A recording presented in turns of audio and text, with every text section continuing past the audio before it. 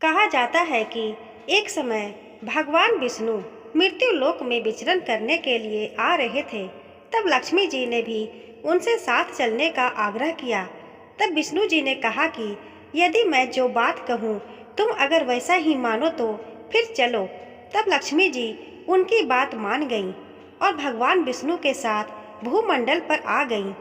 कुछ देर बाद एक जगह पर पहुंचकर भगवान विष्णु ने लक्ष्मी जी से कहा कि जब तक मैं न आऊं तुम यहाँ ठहरो, मैं दक्षिण दिशा की ओर जा रहा हूँ, तुम उधर मत आना।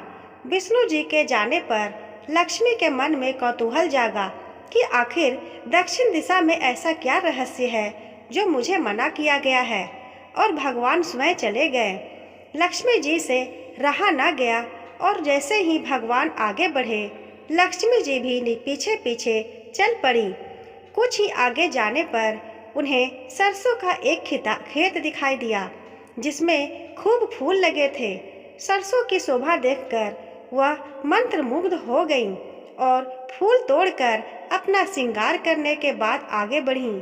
आगे जाने पर एक गन्ने के खेत से लक्ष्मी जी गन्ने तोड़कर रस चूसने लगी। उसी क्षण विष्णु जी आए और यह देखकर लक्ष्मी जी पर नाराज होकर उन्हें शाप दे दिया कि मैंने तुम्हें इधर आने को मना किया था पर तुम ना मानी और किसान की चोरी का अपराध कर बैठी।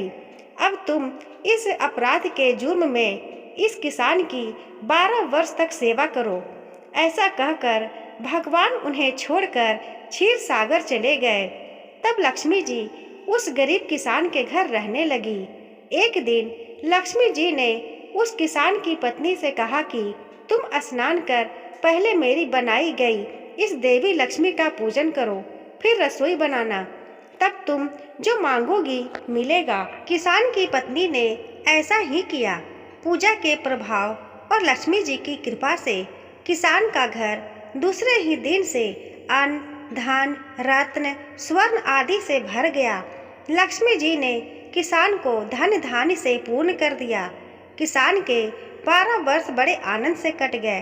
फिर 12 वर्ष के बाद लक्ष्मी जी जाने के लिए तैयार हुई। विष्णु जी लक्ष्मी जी को लेने आए तो किसान ने उन्हें भेजने से इनकार कर दिया। तब भगवान ने किसान से कहा कि इन्हें कौन जाने देता है, यह तो चंचला है, कहीं नहीं ठहरती, इनको बड़े बड़े नहीं टोक सके। इनको मेरा शाप था, इसलिए 12 वर्ष से तुम्हारी सेवा कर रही थी। तुम्हारी 12 वर्ष सेवा का समय पूरा हो चुका है। किसान हठपूर्वक बोला कि नहीं, अब मैं लक्ष्मी जी को नहीं जाने दूंगा। तब लक्ष्मी जी ने कहा कि हे किसान, तुम मुझे रोकना चाहते हो तो जो मैं कहूँ वैसा करो। कल धनतेरस है, तुम कल घर को लीप पोत कर स्वच्छ करना, रात्रि में घी का दीपक जलाकर रखना और सायंकाल मेरा पूजन करना, और एक तांबे के कलश में रुपये भरकर मेरे लिए रखना। मैं उस कलश में निवास करूंगी, किंतु पूजा के समय मैं तुम्हें दिखाई नहीं दूंगी। इस एक दिन की पूजा से वर्ष भर मैं तुम्हारे घर से नहीं जाऊंगी। यह कहकर वह दीपकों के प्रभाव के साथ 10 दिशाओं में फैल गईं। अगले दिन किसान ने लक्ष्मी जी के कथा अनुसार पूजन किया। उसका घर धन धान्य से पूर्ण हो गया। इसी वजह से हर वर्ष धनतेरस के दिन लक्ष्मी जी की पूजा होने लगी। बोलो लक्ष्मी माता की जय। दोस्तों, आपको ये कहानी कैसी लगी हमें कमेंट करके ज़रूर बताइएगा।